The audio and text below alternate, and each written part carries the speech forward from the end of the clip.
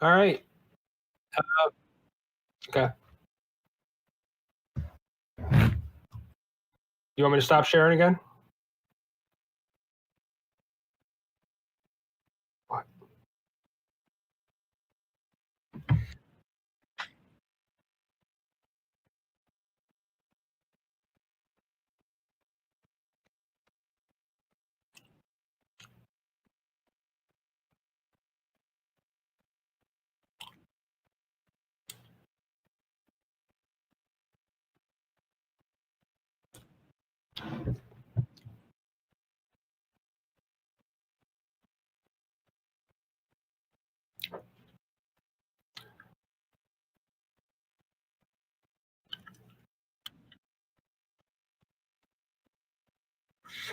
Okay.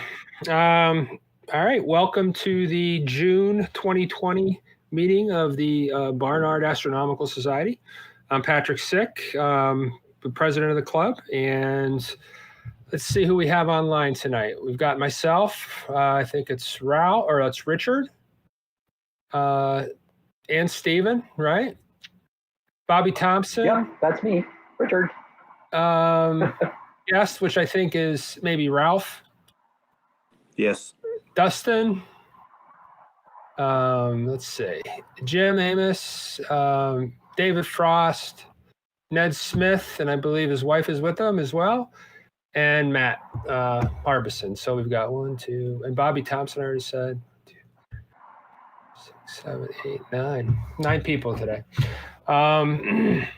So tonight we're going to be talking after the business meeting, which will go on till I'm going to try to make it short and get started before 7:30. And then at 7:30, we're going to have Samantha Kaj Blair, PhD from Dalton State, associate professor, talking about exoplanets. So, all right, the agenda. Again, this is the standard agenda we're going to stick to as far as the major topics. I don't have much new business. I'm just going to briefly cover some of the old things we talked about. I understand that we have some new people, which I haven't seen yet. So maybe they'll jump in during the meeting, or maybe some of the people are going to get on around 7:15. So,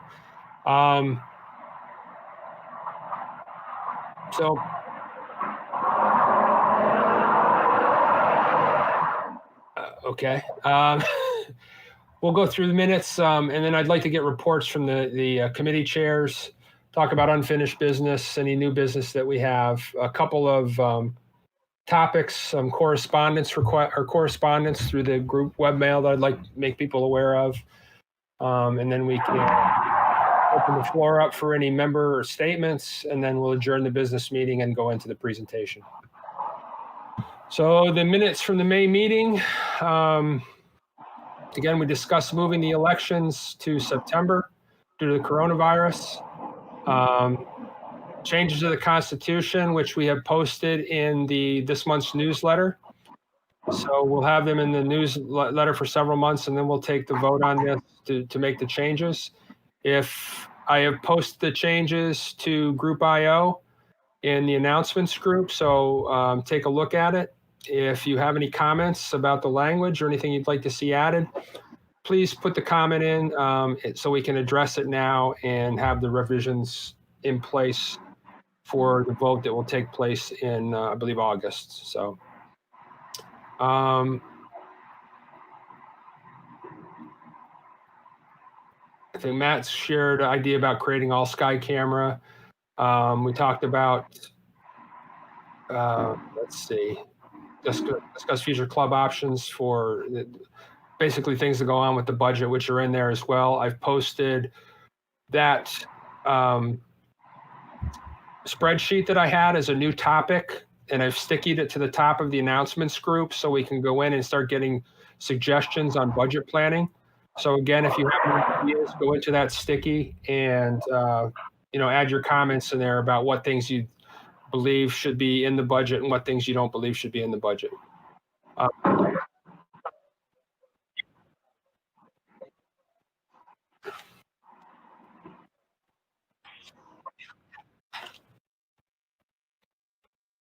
Okay.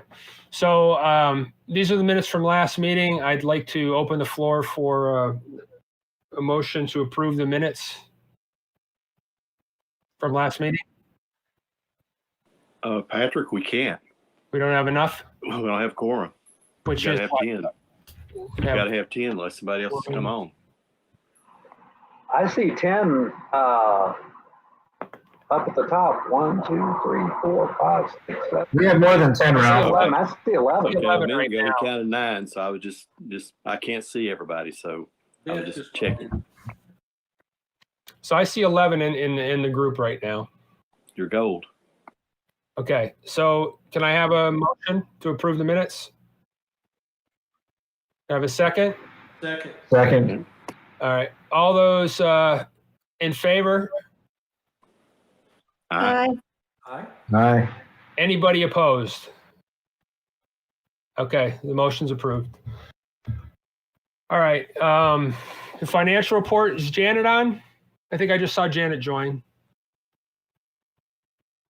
I see, let me see here. Yeah, I see the thumbs up from Janet. Janet, are you able to discuss the financial report?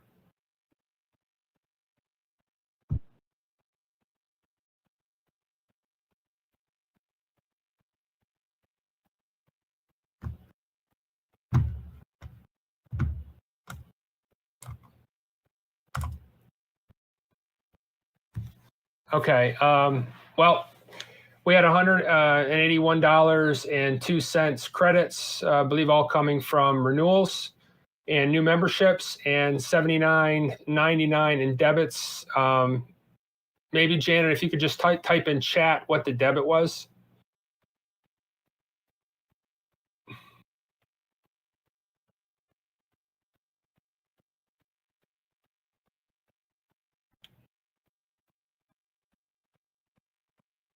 Okay. Well, we'll keep moving. So you can see the list of people who are due or overdue for renewals, and those that are due in June and coming due. We have one new member, Edgar Cook, and we had 9 renewals, and we had 10 new meetup members. So that's encouraging. People joining the group through Meetup. So Janet, if you work out your problems and you want to make any comments on that, we can hop in before the end of the meeting. Oh, is it? Okay. I don't think Janet's in the meeting right now. Okay. Well, as soon as I said Janet, yeah, I look at it now. As soon as I said Janet, the thumbs up came in through the JA. So I'm sorry about that. All right. Seems like I'm missing some.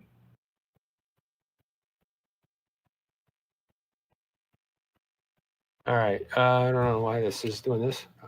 A couple of correspondence we got. We got correspondence from the Chattery to have online classes. Matt, did you talk to them about that? Was it? Okay. So we've had a request from them. We'll have to reach out and contact them about their request to have online classes in astronomy. We got a request from a gentleman named Larry Morris to had equipment questions. One of the things I was thinking about, we have our new telescope workshop. It would be interesting if we could put together some videos and post them on our channel for some, kind of buying guides or what equipment to buy depending on what you want to do, whether it's planetary imaging or deep space or galaxies or whatnot. That may be something that we could add as content to our YouTube page. And then we had a request from the Weeblos in New Salem, Georgia for some assistance doing some virtual visits. So essentially kind of virtual astronomy outreach with them. So we'll contact them. And if anybody's interested in participating in those, you can please contact me about that. All right, I seem like I missed a page here. All right, I know the one thing I want to do is go to the committee members and get reports from them. So program committee, Ralph, do you have any comments or any, can you give us some information on what the upcoming programs are going to be? Well, we have Samantha tonight. Thank you very much, Samantha. I see you're on here. I saw Samantha just joined. Yep. Yeah. Hi, Samantha. Next month, Matt has set up Nina. Okay. And then let's see, that's July. August, I don't have anything. I'm working on something. I hope Samantha's helping me on this one. I hope she saw my email. Okay, thank you. That's no problem. Just September, Stephen has helped me with Dr. Higgins at MTSU to do an online presentation there. He does a thing on the radio astronomy of Jupiter. Okay. It's a citizen science thing. October, we have Amy and Kevin again. And November is open right now. I don't know if we're going to do a field trip or what, like we did last year. So we just. Yeah, I mean, I think that sounds, I have no problems with that. I think that worked out pretty well. Yeah. And also the Christmas party I thought was, or the holiday party, I'm sorry, was nice in December as well. Yeah, So. well, that'll be a given there. Yeah. So that's all I have right now. Ralph, I sent you 2 suggestions and never got a response. You did? Yep.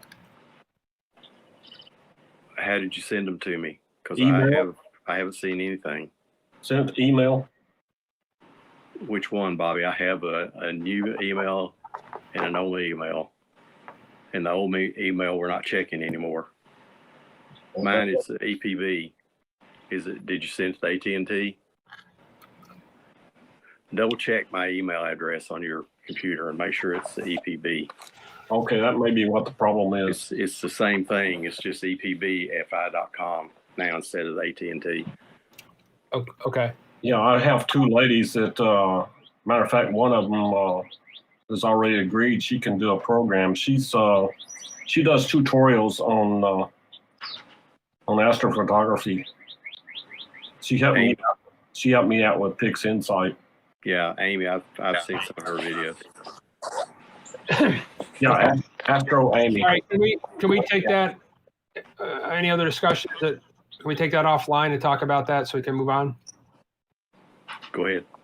Okay, Janet, I see you're on. Any comments on membership? We did get 1 new member, Edgar Cook. Okay. And I saw we had 9 renewals. I covered the report that you gave me. Thank you. There was 1 debit on there. Can you speak to what the debit was? That was for Big Daddy. They send us 3 each year, 2 small ones, and then Okay. that big one. So it was for our web domain. Right. Okay. Any other comments on membership? No, I don't think so. Okay. I don't see Beth on, is she? I'm here. Okay, Beth. Any comments on the? I saw the newsletter. Looked very good. Thanks again to everybody who contributed. Ralph, thanks for the article that you wrote. And David, the summary of the 100-year anniversary, I thought was very nice. So anything, Beth, that you need or any comments you want to make about the newsletter? Just if anybody wants to submit any articles, I know Ralph is rocking it as a journalist here, and I feel like we are open to anyone else who would like to submit articles at this time. So Articles, images, yes, anything. equipment reviews, 100%, yes. visits that you take. So all of those things. Yeah. I know you do a great job with what you have. I tell you, I thank you to all the people who routinely submit articles, Ralph and David and Matt and others as well that are reliable and there all the time. So thank you very much, everyone. How about the publicity committee? Dustin and Matt, do you have anything to say about some of the online things that we're doing?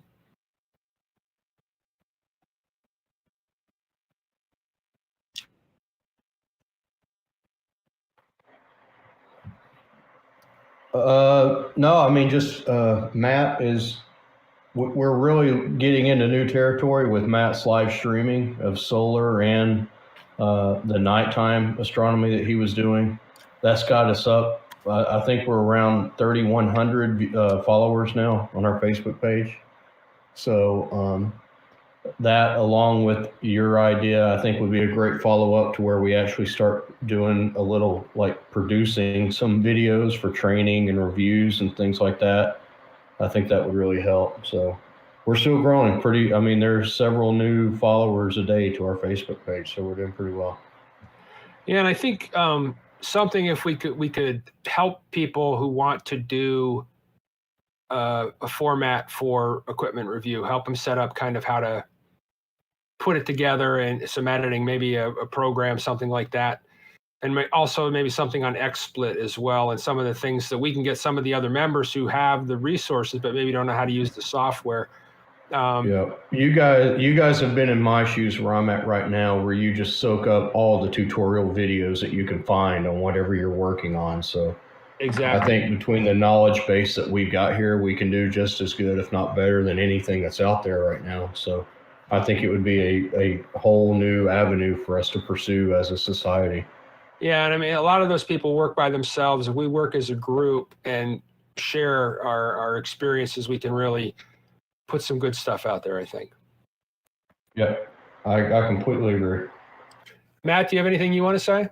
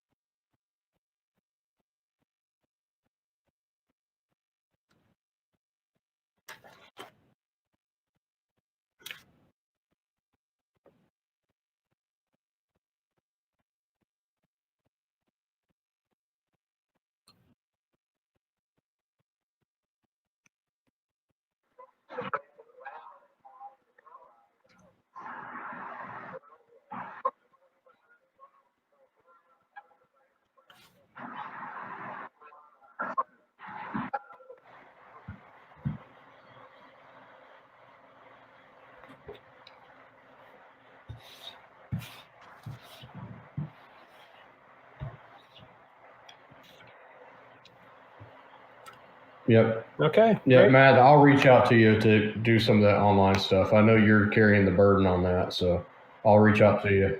Yeah, I know. I can tell you do, and it shows.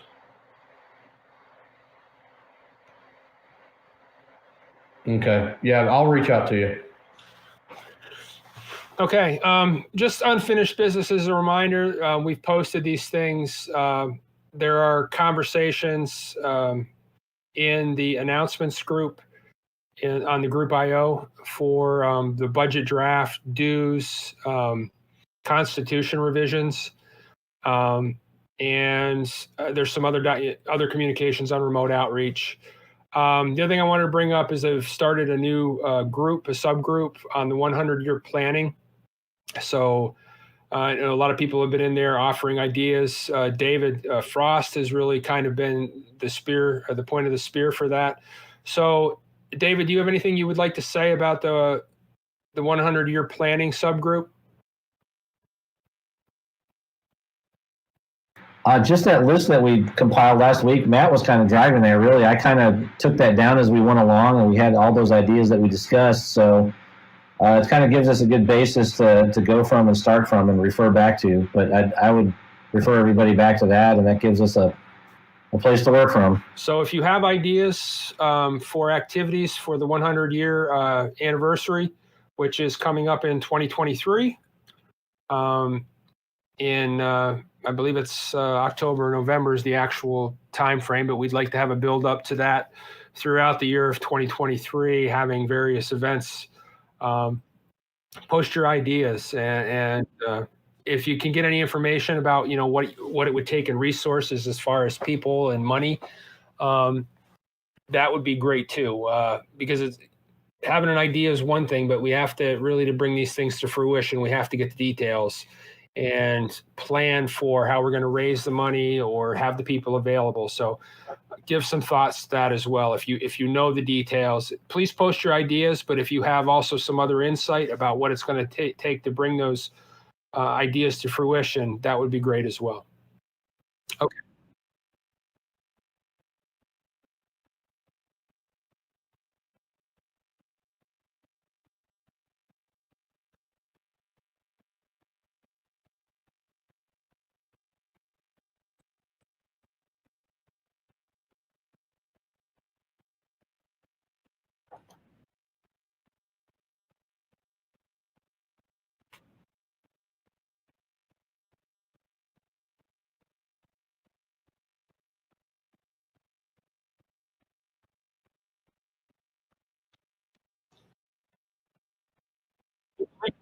We can do that right now.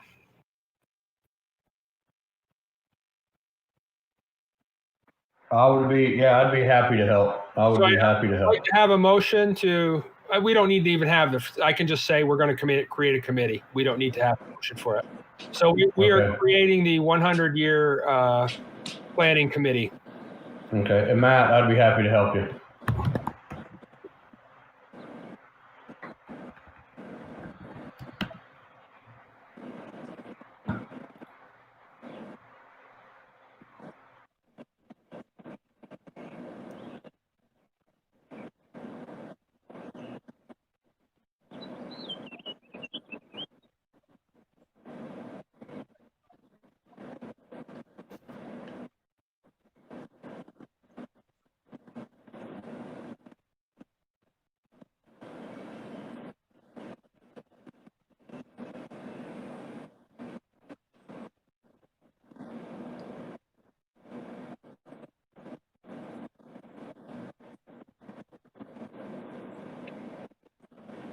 All right, great, Matt. And I'm going to have you as chairman of that committee. Okay. All right. Any other business that we want to bring up?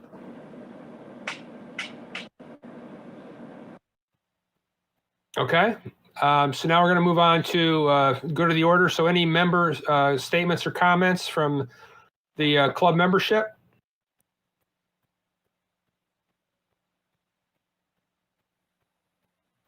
Going once? Going twice? Okay. All right. So now we're going to adjourn the meeting, and we are going to go to the presentation, which is on on exoplanets. And it's going to be given by Samantha Kaj Blair. She's a PhD, and she's an associate professor of physics and astronomy at Dalton State College. I guess to be completely in line, I have to ask for a motion to adjourn the meeting. I'll make that motion. Second? Second. All in favor? Aye. Aye. Aye. Any opposed? Okay. Adjourn needs no second. What's that, Ned? A motion to adjourn needs no second. Okay. Thank you, Ned. All right. So the meeting is adjourned, and now we're going to go into the program. And I'd like to welcome Samantha, and I'm going to stop sharing so we can turn this over to her presenting. So Samantha, can you unmute your microphone and can you hear us? Yep, we hear you fine. Yes, I can, and I am going to mute myself, and I'll turn it over to you. So everybody, Samantha Blair.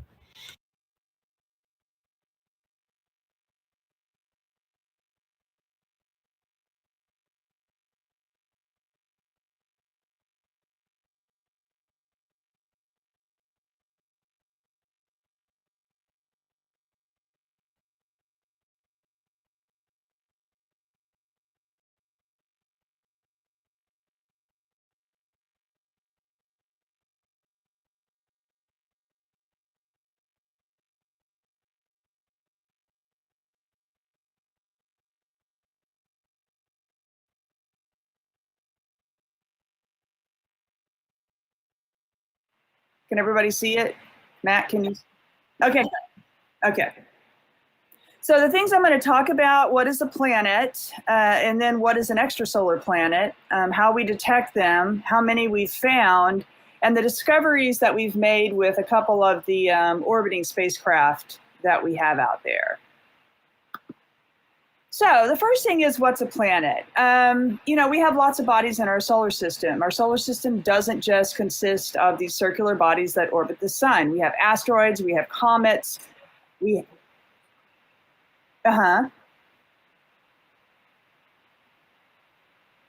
okay.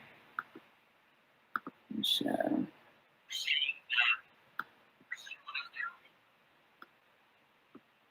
Maybe the resolution. There you go. Okay, because I had it on full. I had it on the like presentation. Yeah, like the slideshow, and that wasn't working for you guys. Okay.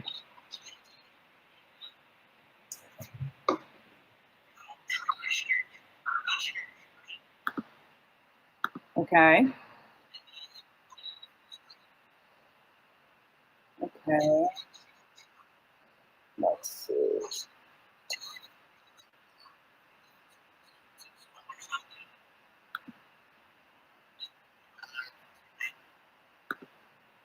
Okay. How'd I move it?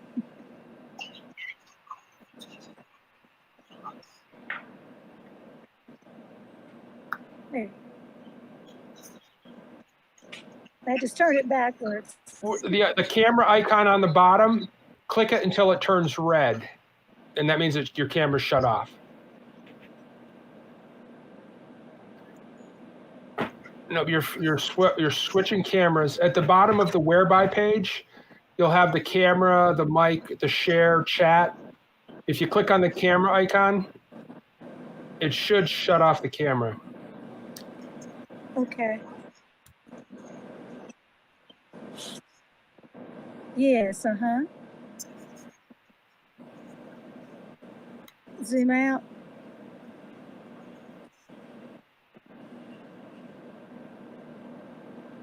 Oh. Three little buttons are on the other side, so it just minimizes that one. Let me see if I can get the cam back up here. Did that take care of it? Yeah, but I can't see anything. I can't see anything. It took me out. Yeah.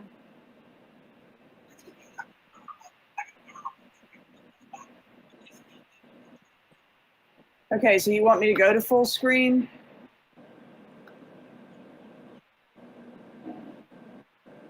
I don't know. Is that right?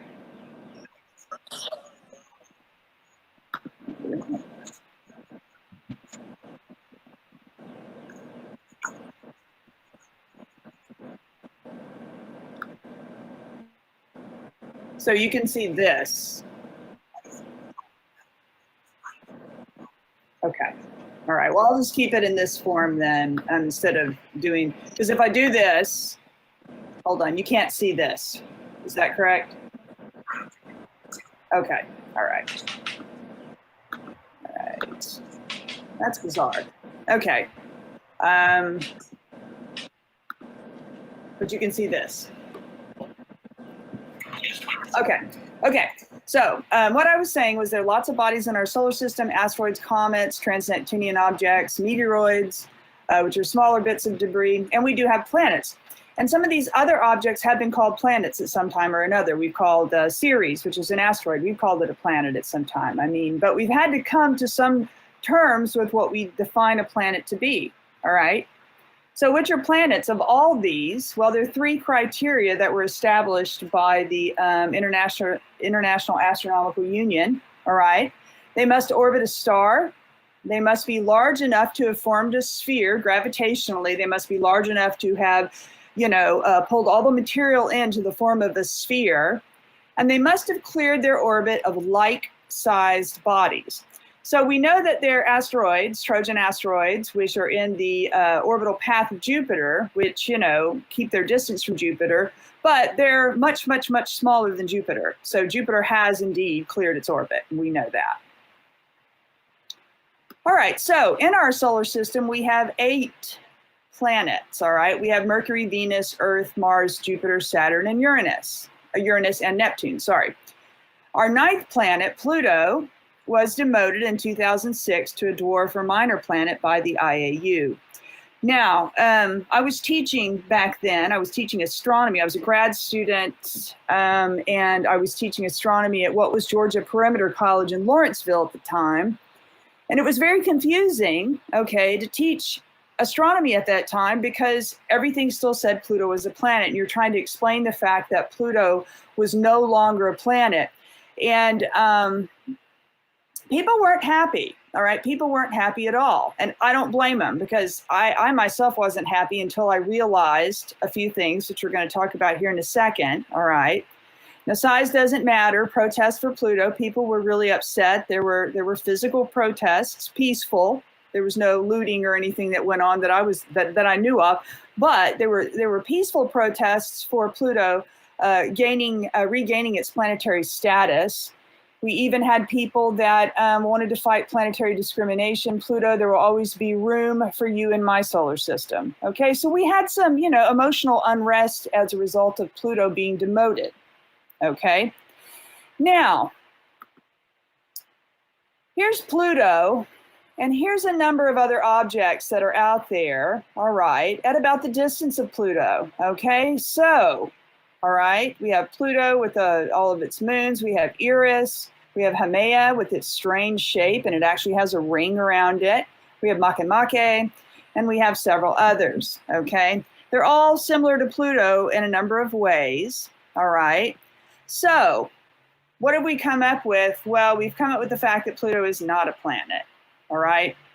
In 2005, the Kuiper Belt object Eris was discovered, and it was about the size of Pluto. So we thought, hey, is there a 10th planet? Okay.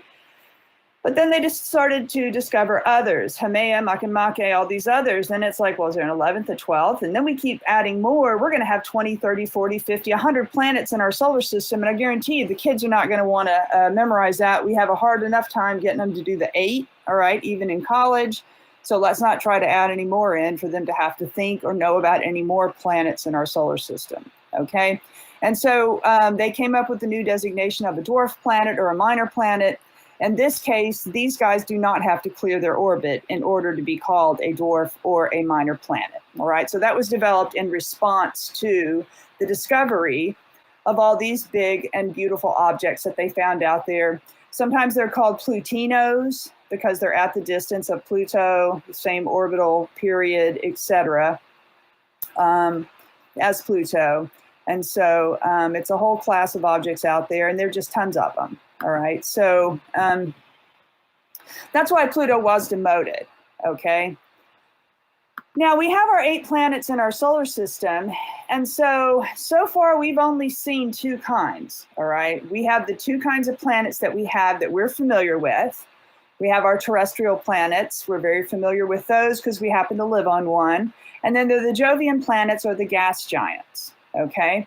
Now, what is the difference between these? All right, well, terrestrial planets have our rocky surfaces with mountains, volcanoes, and craters, all right? A Jovian planet, if you were to fly over to Saturn or Jupiter or Uranus or Neptune and try to land on the surface, you would just keep falling, all right? There are no solid surfaces on these gas giant planets, okay? They're gaseous and liquid planets, all right? The terrestrial planets, if you look at a diagram of our solar system, you'll see they're very small, all right? Compared to the large diameters that we see in the outer solar system, all right, where Jupiter is has 11 times the diameter of that of Earth, okay? So that's how big Jupiter is. Despite the fact that the terrestrial planets are made of the heavy elements, all right, they have low masses compared to the large masses of the outer solar system in our large gas giants. Jupiter is 318 times the mass of the Earth. Now, we know that these heavy elements are heavy, but people, there's not a lot of this stuff out there, okay? There's a lot of hydrogen and helium. There's not a lot of oxygen. Well, oxygen is the third most abundant atom out there, okay? But things like magnesium and silicon and those guys, it's just not as abundant. So these planets didn't get to be that big. And you're not really going to find many large terrestrial planets. We're going to see a few in this talk that are larger than Earth, okay? But they don't get to be quite that big because, face it, metals are very rare in the universe, period. So every time you throw a rock around, it's a pretty important piece of material, all right? You might just toss that rock to the side, but on the scale of the universe, it's a pretty rare object. Now, densities are very different. The density of the Earth is 5,513 kilograms per meter cubed. Saturn would float on an ocean of water were it to be able to be put in a large vat of water. Saturn is light enough that it's lighter. Its density is less than that of water. So the densities of those planets are much less than the densities of these rocky ones that we have near the sun, all right? And then the last thing that really distinguishes a terrestrial from a Jovian, at least in the solar system that we have, is the fact that we have a low number of satellites, okay? So Mercury and Venus have no satellites. We're fortunate to have our beautiful moon, and Mars has 2 satellites. When we go to the outer solar system, Jupiter has 79 moons, Saturn has 82, Uranus has, I think, 27, and Neptune, I think, 14 or something like that, okay? So we can see that the number of moons in the outer solar system, and quite frankly, when you look at the outer solar system, the moons are the most interesting things to look at, okay? There's some fascinating moons. If we're gonna find life, other life in our solar system, we expect to find it most likely on a Jovian moon, okay? So let's take a look. Here's Saturn, and here's Saturn's 6, what we call moderate satellites, all right? We can see they're rock and ice. And then we have Saturn's big satellite, Titan, okay, which has a very thick hydrocarbon atmosphere. This is another place, one of these moons of these Jovians, that we think there's the possibility for life. There's liquid hydrocarbon on the surface here. It's a very, very cold environment because it's very far from the sun, but it's a very fascinating place, and we're going to be sending a probe there, which I think will actually arrive before possibly, I don't know the time of my death, folks. I can't predict that, and I don't intend on taking my own life. But hopefully I'll still be alive when that satellite reaches Titan, because I really, really, really want to see more of Titan. I mean, I'm just absolutely fascinated with this tiny moon, okay? Then we know what our moon looks like. Here's Mars with its 2 moons, Phobos and Deimos, okay? And you can see by looking at them, they are captured asteroids. So at some point, Mars captured these 2 guys in orbit around itself, okay? We have a beautiful, I'm just thrilled with our moon compared to these 2 guys, though I'm sure it would be fun to go hang out on Phobos, walk around and look back at Mars, and maybe do some camping or something on these moons. Okay, so those are our planets. Those are the planets that we're familiar with, okay? That's our neck of the woods, all right? Despite the fact that when we leave this planet, we're in an extremely inhospitable space, all right? We still feel kind of comfortable with our solar system. At least I do, because I've talked about it ad infinitum for decades now. Now, what is an extrasolar planet? All right, a planet that orbits a star other than our own sun is considered to be extrasolar or exoplanets. We've already heard that word today in the meeting, an exoplanet. And they've been thought to be around for quite some time. It was the 17th century Giordano Bruno, who's an Italian monk and philosopher, put forth the idea that there are other suns with their own planets. Oh, the church didn't like that, all right? So he was burned at the stake, and he was burned at the stake for other ideas. He thought of a God of infinity. He thought God was a lot bigger than the way that they were teaching him and teaching the rest of the world. Of course, he was right. But, and he was very taken with Copernicus's idea that the planets revolve around the sun rather than everything revolving around Earth, which is the way some people were still thinking, okay? But during that period of time, we were moving towards our understanding of the solar system and the fact that, wait a minute, and it took Galileo in 1610 to come along and say, you know, these things are really orbiting the sun, guys, all right? I've got proof of it, so you can do what you want with me, but I'm going to tell you the facts as they are. I have witnessed this through a telescope, so you can't tell me otherwise, all right? And so it was shortly after that, Bruno was killed, that Galileo did this, okay? And so Bruno was burned at the stake, unfortunately, for his views.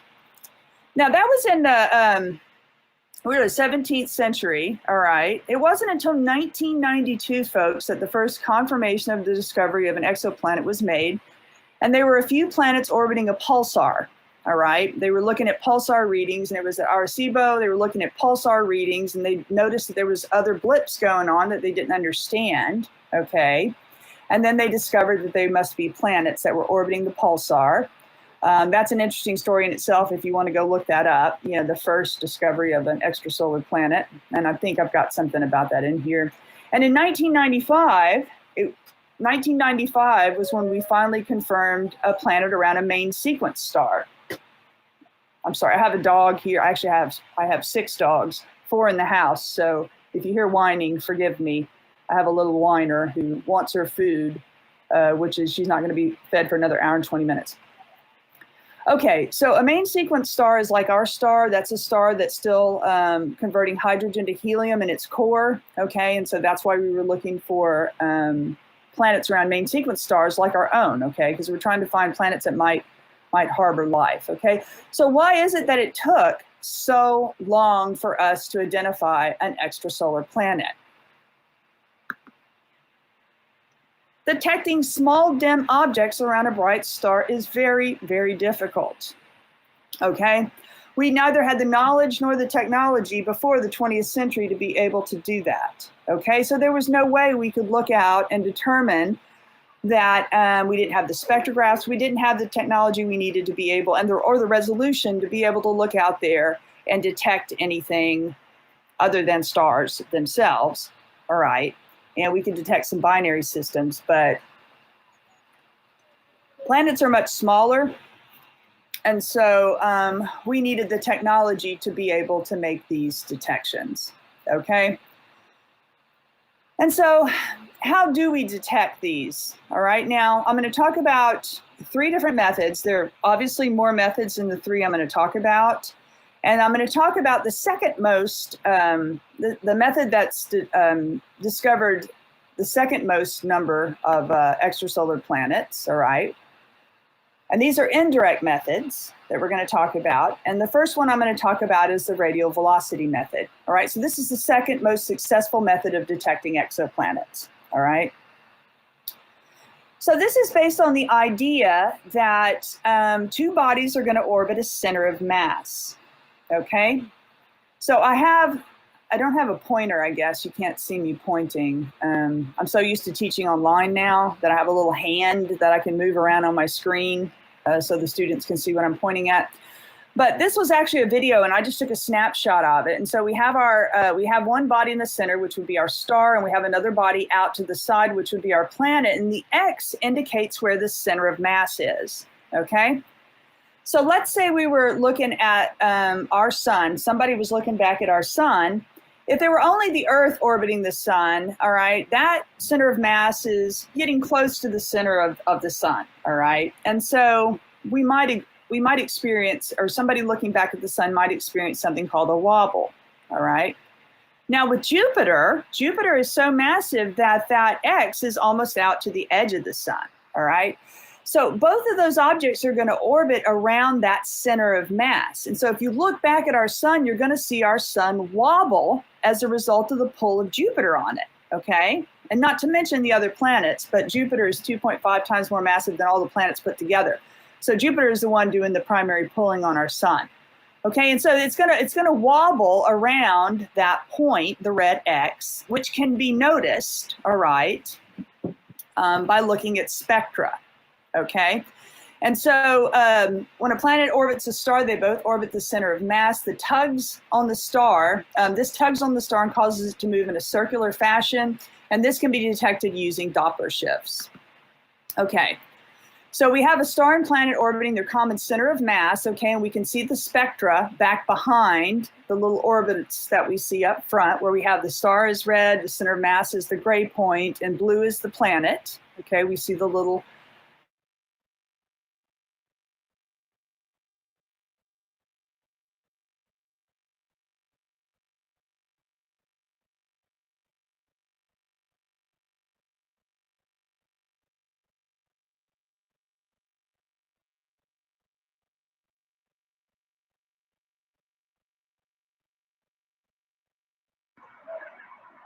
I don't see anything anymore. Are we still on? I thought it was me. I thought my computer froze. Yeah, no, we lost Samantha, I'm afraid. Sam is gone. Uh-oh.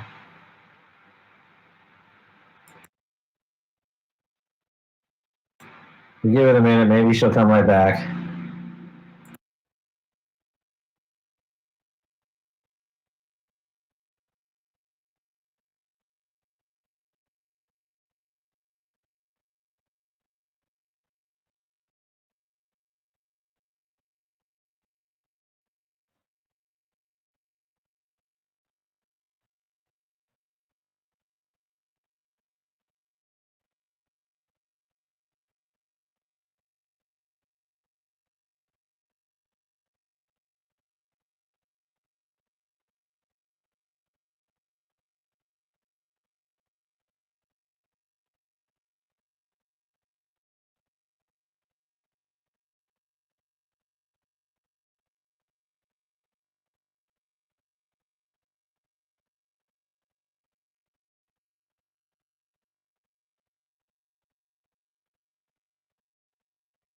Yep, I can hear you.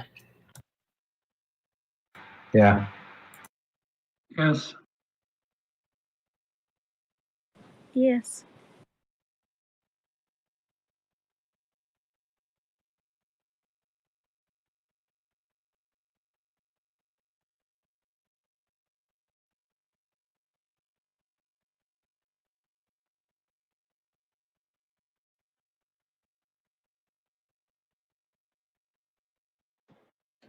I sent her a message.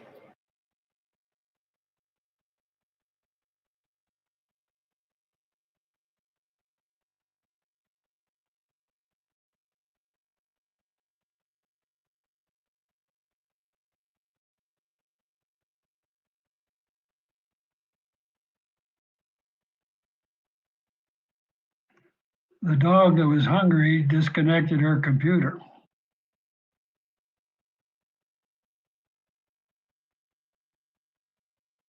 The dog They ate can be smart.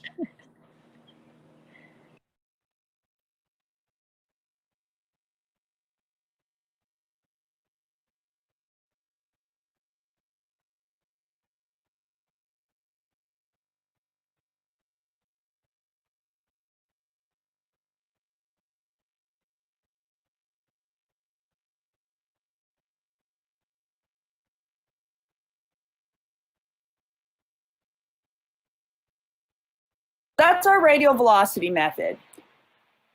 Now, the one that's used the most and the one that has made the most exoplanet discoveries is the transit method or transit photometry.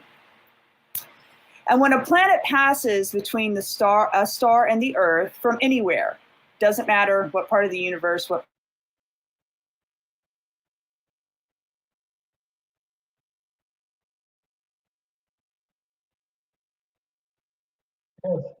Yeah, I can hear you fine. Yes.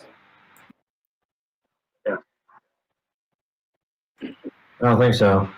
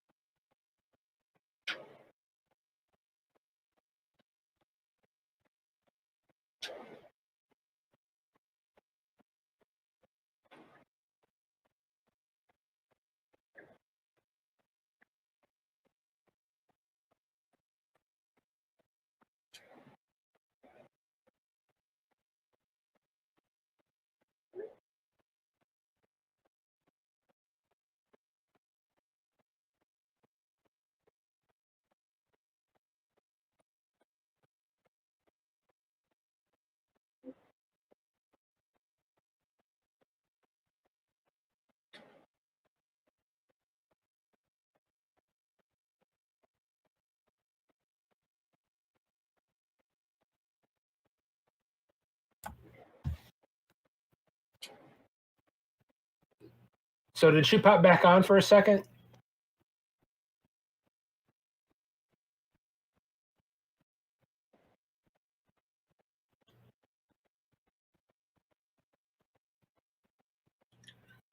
I sent her a message to her phone, her mobile phone.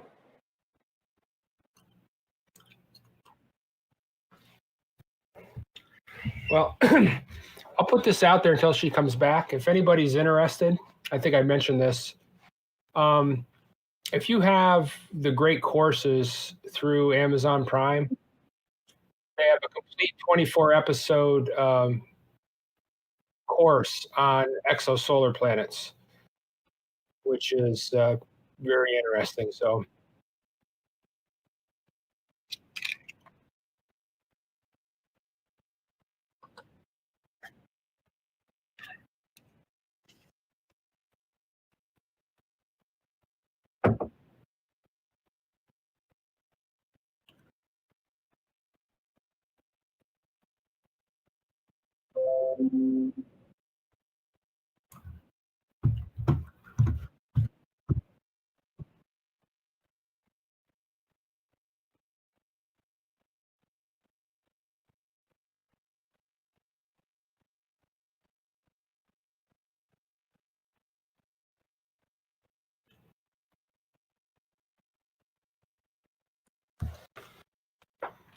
Send her a text or call her if somebody's got her number. Yes, I'm going to do that right now.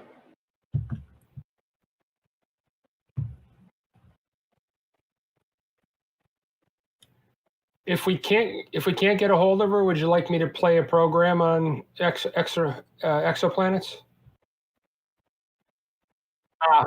Good point. Good point.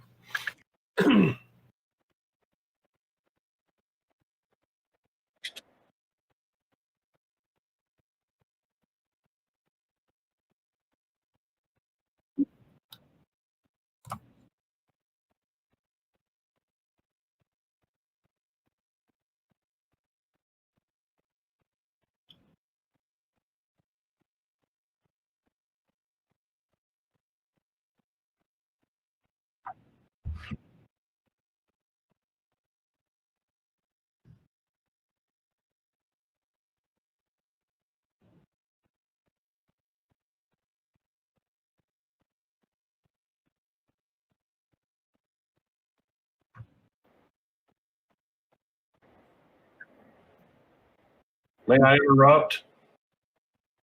I just talked to Samantha and she didn't know she was off. And so she's going to try to reconnect. All right.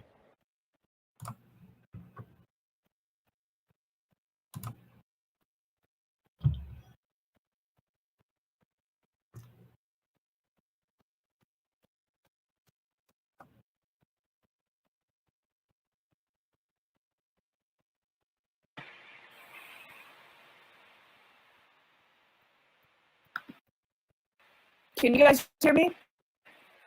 Okay, good grief. I was just talking away. Oh no, I'm sorry.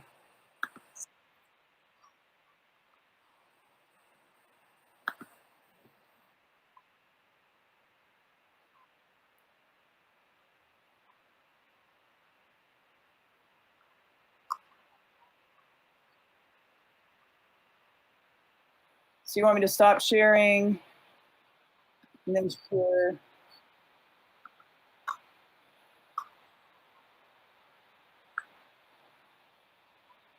You mean share the actual PowerPoint?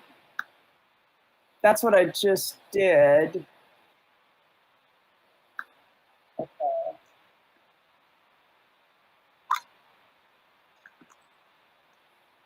Okay. All right. Sorry about that. Well, I was just talking away, so I don't know where I stopped. Did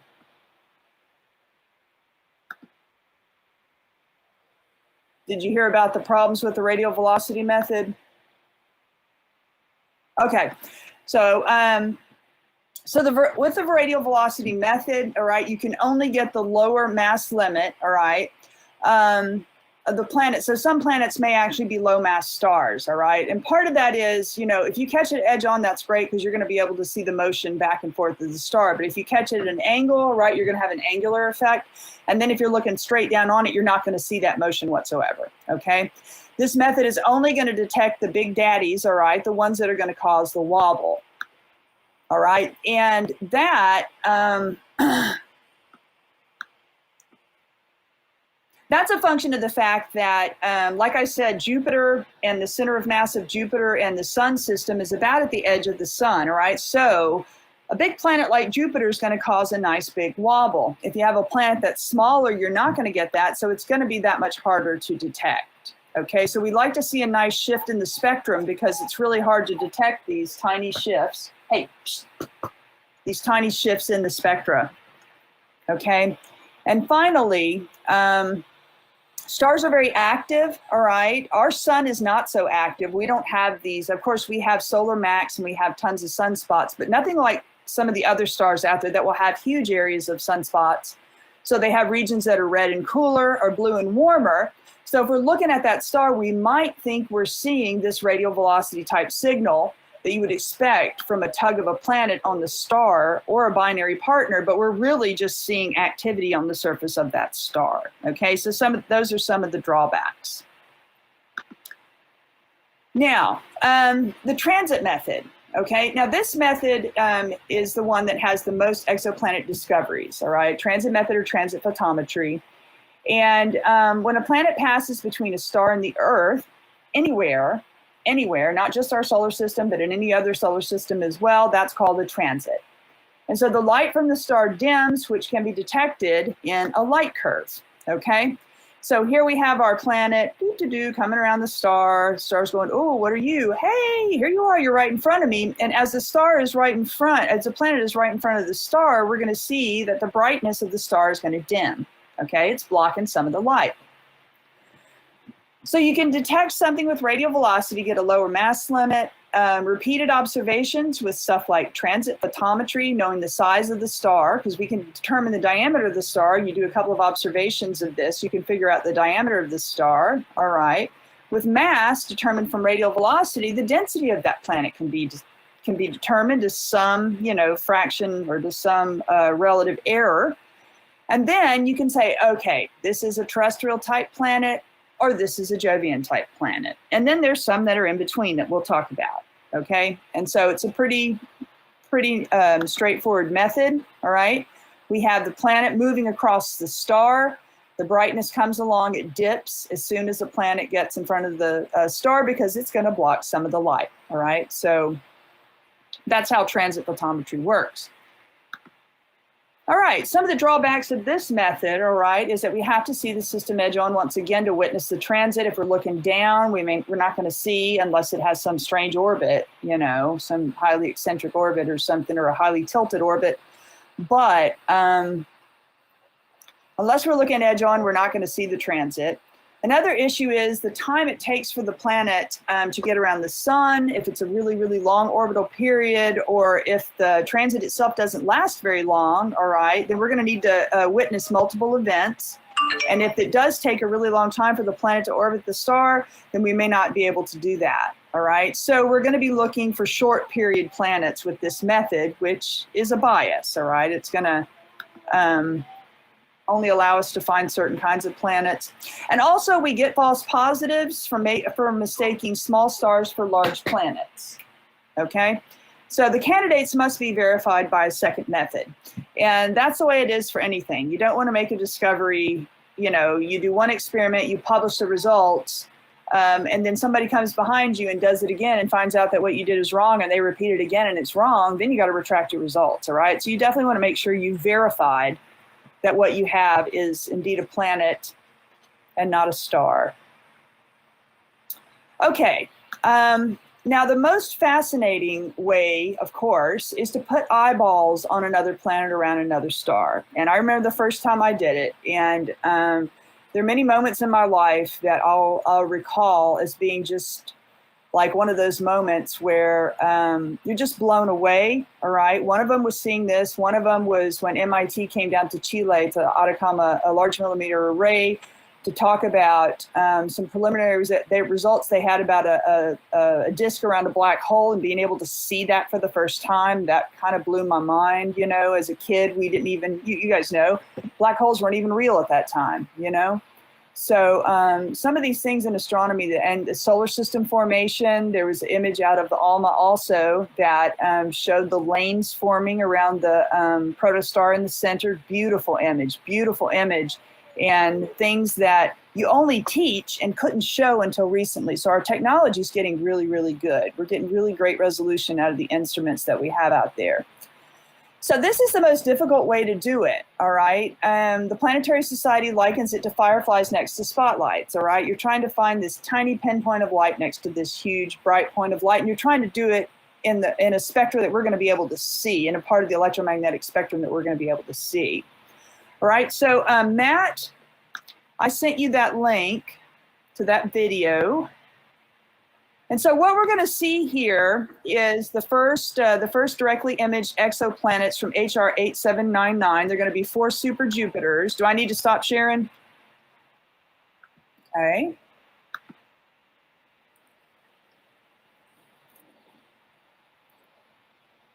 And we're going to be able to see the 4 hot Jupiters orbiting this star. It's a like 7-second video. It's very, very, very short, but and I'm sure some of you people have seen it, but it just blows my mind. We get to see 4 planets that are orbiting this star. So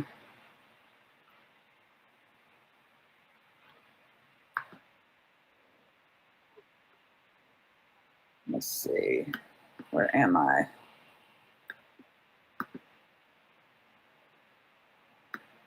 Okay. There we go. All right, the stars in the middle and these bright dots you see out to the side are the 4 gas giants or super Jupiters that are orbiting this star. And this was the first directly imaged system right here. So here we're seeing with our eyeballs 4 planets orbiting that star. I just love it. All right, this is amazing. And one of the guys that came to University of Georgia worked on that project and was involved in finding these first exoplanets by direct imaging. Okay, and so thank you, Matt. That's awesome. So this is a tough method, and we don't have many detections, okay, using this method.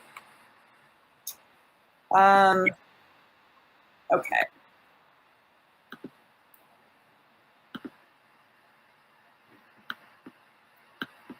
And so that was HR 8799. There were 4 super Jupiters that we saw there, okay? And another directly imaged planet was around Fomalhaut system. Here we see this tiny planet here, and this is actually, I believe, a circumstellar disk. I think they did try to look back at it later, and it may have dissolved into the circumstellar disk. I believe I read that, but we are getting some direct images of some of these planets, but it has to be a perfect situation for us to be able to do this. And so it's not easy. And while it's exceptionally cool to be able to look at that, okay, you need the right conditions, all right? So this method works best for planets with large semi-major axes that are positioned face-on with Earth. And because the conditions under which direct imaging are possible, it's been the method through which the least number of exoplanets have been discovered, okay? Because it's just difficult. It is just difficult. All right, so let's talk about the number of planets that we have detected. All right, as of June 10th, 2020, the NASA Exoplanet Exploration Site, that's a place you can go to look for the number of exoplanets that we've detected. We have 4,164 confirmed planets. That's a ton, people. There are 5,220 candidates that still need to be confirmed or looked at. And we know that there are 3,085 planetary systems. That means number of stars with confirmed planets around them. Tons of stuff out there, okay? Tons of planets, tons of stars with planets around them, okay? Now, the first exoplanets were discovered around a pulsar, as I said, using the Arecibo radio telescope in 1992. The second was 51 Pegasi b, which was discovered at the Haute-Provence Observatory in France in 1995, all right? Now, a lot of exoplanets have been discovered by ground-based telescopes, but 70% of them were discovered since the Kepler mission went up, okay? So here's Kepler launching, all right? Kepler launching there. And the Kepler mission, you can go to the NASA Exoplanet Archive, all right? We can see all the different planets that we discovered. And so Kepler mission had a 0.95 meter aperture with 12-degree field of view. The photometer itself was 42 CCDs that had a 2200 by 1024 pixels, okay? And it was launched, I believe, in 2008, okay? And the mission was to monitor 150,000 main sequence stars for planets. And it was decommissioned in 2018 when it ran out of fuel. And it actually ran longer than they expected. And it was in an Earth trailing orbit. And so it just followed us around and discovered tons of stuff. All right. Kepler was an amazing success. All right. So what did Kepler discover? What kind of stuff did Kepler discover? Well, in 2011, Kepler discovered Kepler 22b. Now, it was a water world. All right. Kepler 22b was about 180 parsecs from Earth in the constellation Cygnus, all right? It was around Kepler 22, which is a G-type star. Now, our star is a G-type star, so a lot of these we're going to be looking at are going to be stars that are G-types. Why is that? A star has to live long enough to form planets. Higher mass stars live shorter life periods, all right, have shorter lifespans. So they're not going to live long enough for the planets to form, or they're energetic enough that any kind of circumstellar disk around them would be disrupted, all right? So you don't get, so we're going to find that most of these are around G-type or lower mass stars, okay? It's 36 times the mass of Earth, and its orbit, its semi-major axis is 0.849 AU. You know, we're at 1 AU from the sun. It orbits in 289.9 days, and it has 2.4 times the radius of the Earth. Now, this is tilted on its side. So like Uranus, all right, it's tilted on its side, but it is in the habitable zone, okay? So there's no reason why life can't live comfortably on Kepler 22b, all right? So that's a candidate for possible, you know, life. The habitable zone is the zone around a star in which liquid water can exist on the surface of a planet. Okay, and so that's how we're defining the habitable zone. And so Kepler discovered this fascinating world. In 2015, an Earth-sized planet in the habitable zone was found, Kepler 452b, all right? And we consider this planet to be an older, larger cousin of the Earth, all right? It's 60% larger than Earth, and it has a 385-day orbit. You know, we're 365, so that's fairly similar. But the star Kepler 452 is 6 billion years old. So this planet's actually spent 6 billion years in the habitable zone. Okay, so that's interesting. And it's 1,400 light years from Earth in the constellation Cygnus. All right, so there's absolutely no reason that we know of why life couldn't have formed on that planet. It certainly had plenty of time. All right, and it's been hanging around its star long enough. So who knows? Who knows what could be going on Kepler 452b as we speak, as I speak. Okay, in 2015, they found Kepler 11, all right, the Kepler 11 system.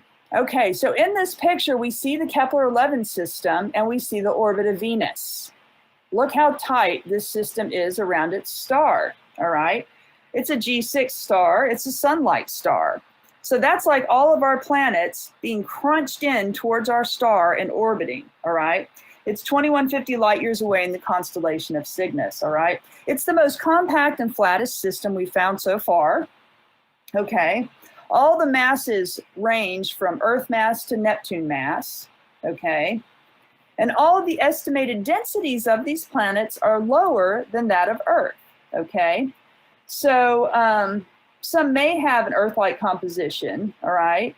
And we think that there may be a lot of water in this system. So it's a very fascinating system. I mean, honestly, so far in my research of looking at all this, we haven't found a planetary system like our own yet. in terms of the spacing of our planets from the star, okay? In 2011, Kepler found Kepler 16b. Now, those of you who are Star Wars fans should know what this looks like here, all right? Old Luke Skywalker was raised on a planet that had 2 suns, all right? And if anybody remembers, that was Tatooine, okay? So this is our Tatooine-like habitable planet, or Tatooine-like extrasolar planet, all right? A planet orbiting 2 stars. Of course, that reminds us of Tatooine, which most of you guys probably know Tatooine because we're all a bunch of nerds. If I insulted anybody, sorry, all right? And Kepler 16b, all right,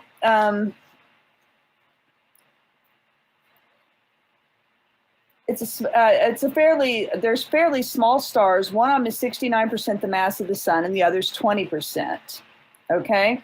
Kepler B orbits in 229 days, but it lies outside of the habitable zone, okay? It's a cold world about the size of Saturn, and we think it's rock and gas, okay? So we're not gonna find any life necessarily over there, despite the fact that there are 2 suns there.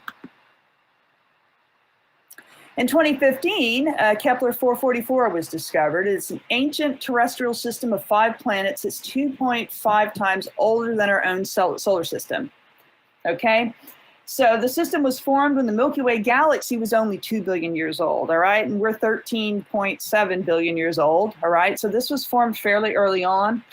All the planets orbit their K-type star in less than 10 days. So all of these planets are fairly close to their K-type star, which is, of course, less massive than our sun. It's 36 parsecs away in the constellation Lyra.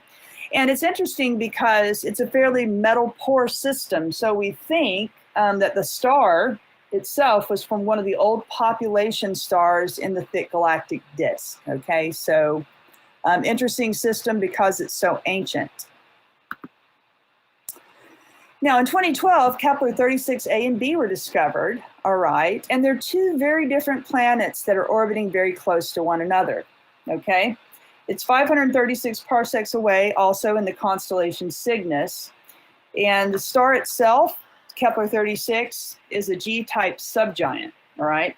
Now, the 2 planets themselves, one is a super-Earth, and the other is what we call a mini-Neptune, all right? The semi-major axes of both of these planets only differ by 0.013 astronomical units, so they're very close to each other, which we're not remotely close to any of our other planetary brothers or sisters, however you want to think it. So one of the other methods of determining looking for extrasolar planets is something called transit timing variations. I didn't do any research on that or put that in here, but these 2 planets being so close together cause extreme transit timing variations. So it's possible that they could use this method to detect these guys as well. So it's a very interesting system. We've not found a system yet that had planets that were that close to each other. And then Kepler 90, all right? We discovered Kepler 90, another solar system with 8 planets, all right? Now it's similar to our solar system, but all these guys are very close in towards the sun, okay? So like I said, we haven't found a solar system yet that has planets spread out like our own, all right? This is a sun-like star that's 2,545 light years from Earth in the constellation Draco. The 6 inner planets of this one are super-Earths or mini-Neptunes, and the 2 outer are the gas giants. You can see the ring-like structure, the bands, zones, and bands and zones here. All orbit within 1 astronomical unit of their star. So you see, we're at 1 AU, all right, the Earth. So all of those are orbiting within that 1 astronomical unit. And the 5 innermost planets here may be tidally locked, which means their face is gonna, one face is gonna face the sun at all times. So it might be a little boring to live on one of those, but they're most likely not livable that we know of, all right? So what did Kepler? Kepler ultimately discovered 2,341 exoplanets. The candidates that are to be confirmed are 2,418. So since Kepler's not out there anymore, the next step here is the Transiting Exoplanet Survey Satellite, which is TESS. Okay, so we're going to talk for a second about TESS. All right, TESS was launched in April 2018 on the Falcon 9. We can see it over here. Hold on one second, please.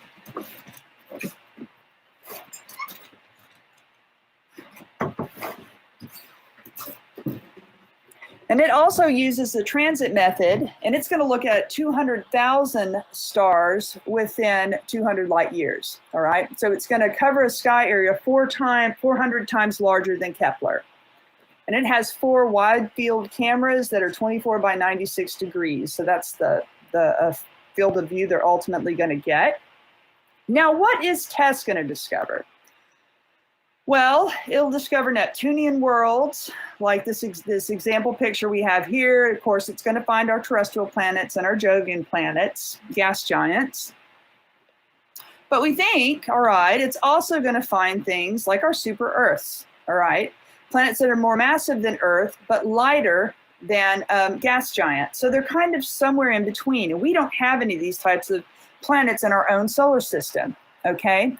55 Cancri E, that's an example of one of these. It orbits a sun-like star.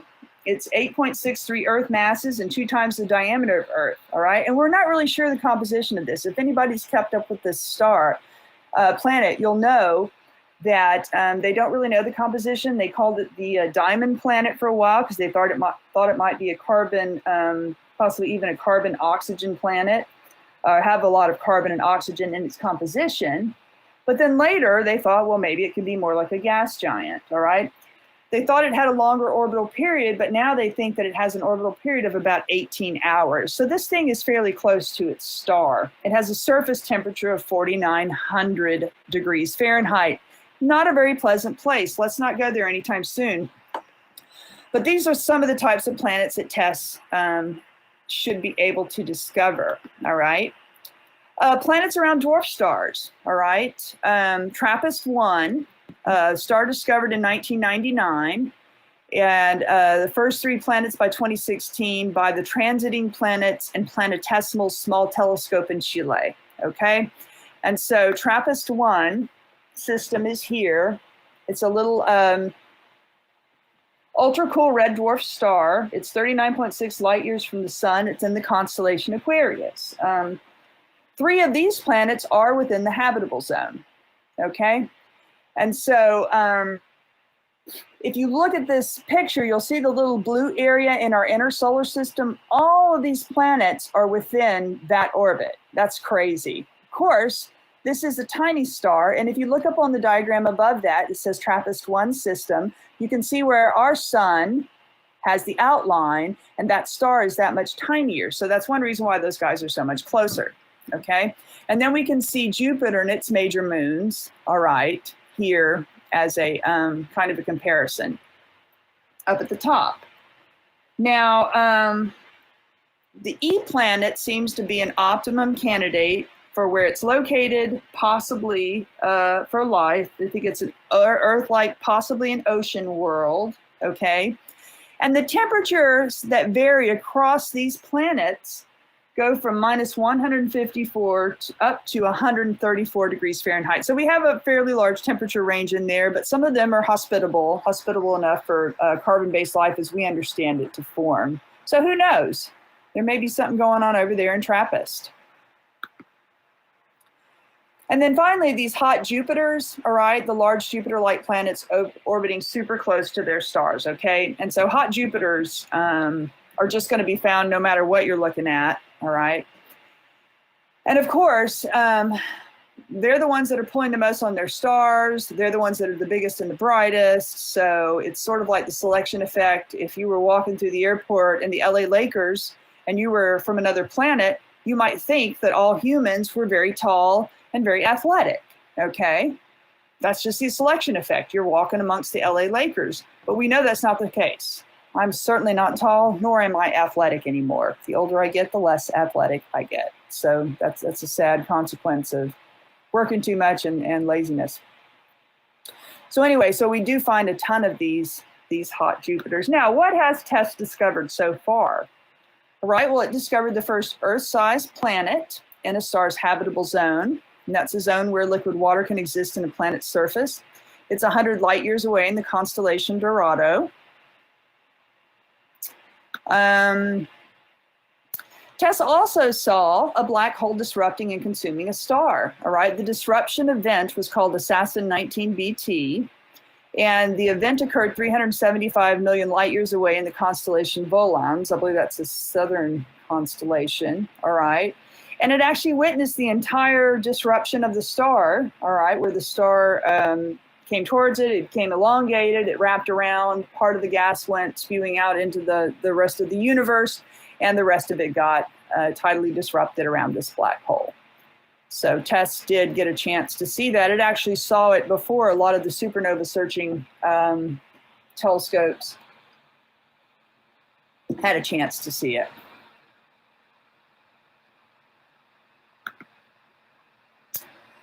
TESS did discover the first circumbinary planet, or planet that orbits two stars. All right, so here's the system.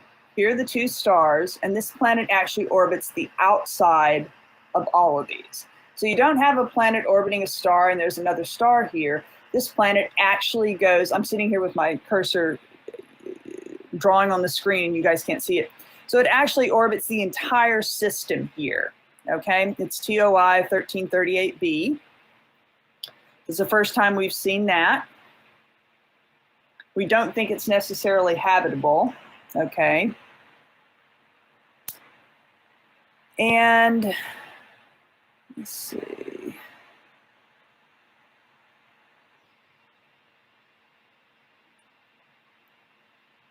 Let me see, hold on one second. Sorry about this. Something strange has happened.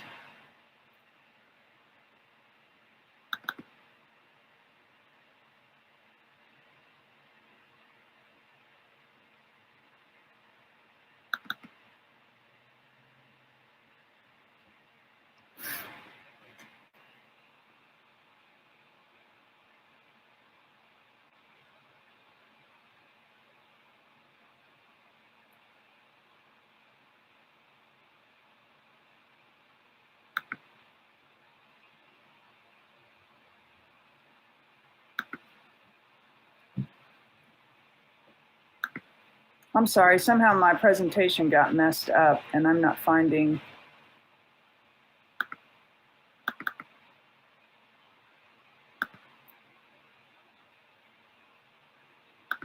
This is bizarre, I'm so sorry.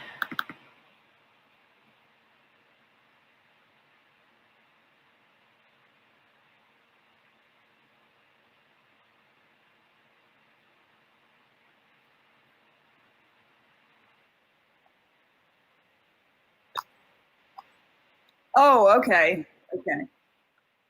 That's good. I do not know why.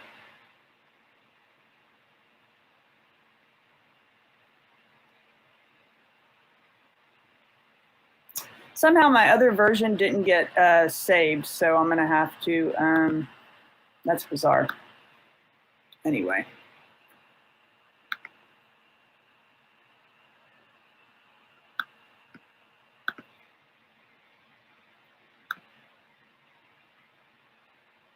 Okay.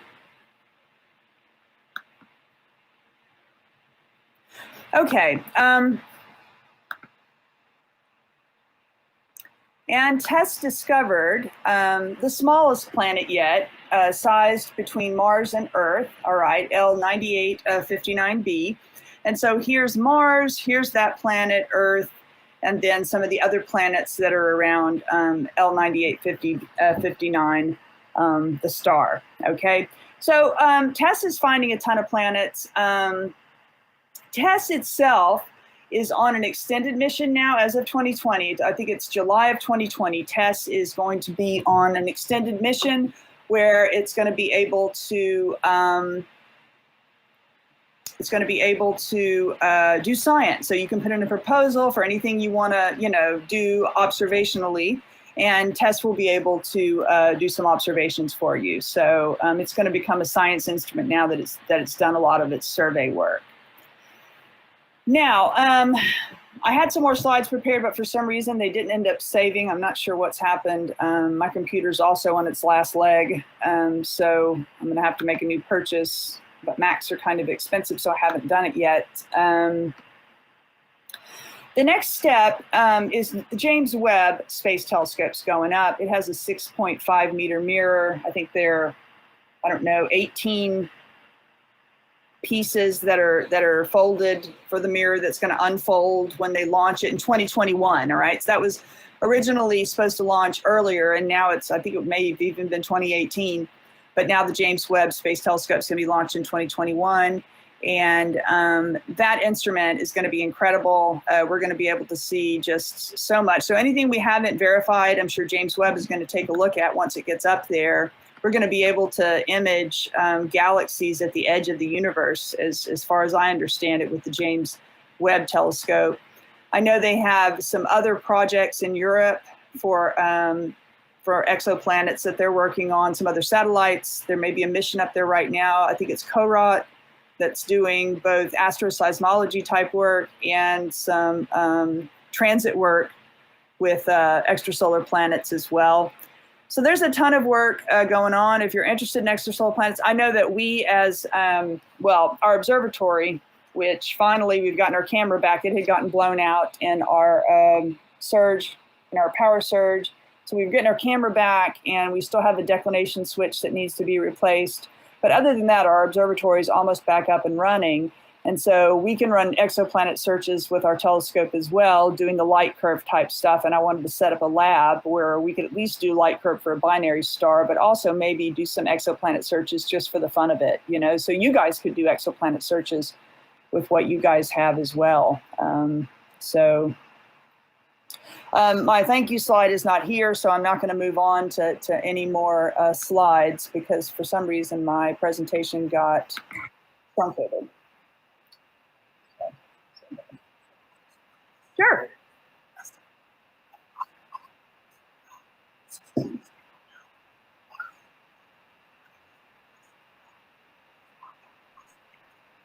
Yeah, I've got time for a few questions.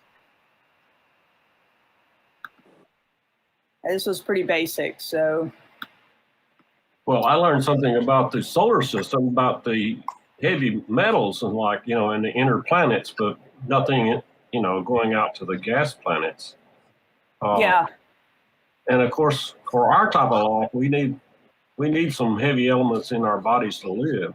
Absolutely, right. So, and they're just so rare. I mean, it's incredible how, there's 6 gold atoms produced for every 10 to the 12 hydrogen atoms. So when people go, oh, my gold jewelry, I'm like, dude, your gold jewelry is not valuable because you think it's pretty. It's because there are only 6 gold atoms for every 10 to the 12 hydrogen atoms in the entire universe. And they look at me like I'm a dork. Well, I am. And that's why, because it's so important. It's so valuable, They just don't understand. They don't. Well, they don't look at things on the universal scale. When you look on the universal scale, everything here is so precious. Did you guys see Cowboys versus Aliens? They came for our natural resources. Why? Because they're just rare. They need our metals. Yes, I do too. Yeah, they're not coming for anything good. Oh, well. Well, thank you guys for listening to me. I enjoyed getting it together. Ralph, I will try to get with, I'll get with Jing Hai and see about him giving you guys a talk in August about black holes, dark energy, and that kind of stuff. That's his field. Thank you very much. I appreciate it. Thank you, Samantha, for doing the program. Really, really appreciate it.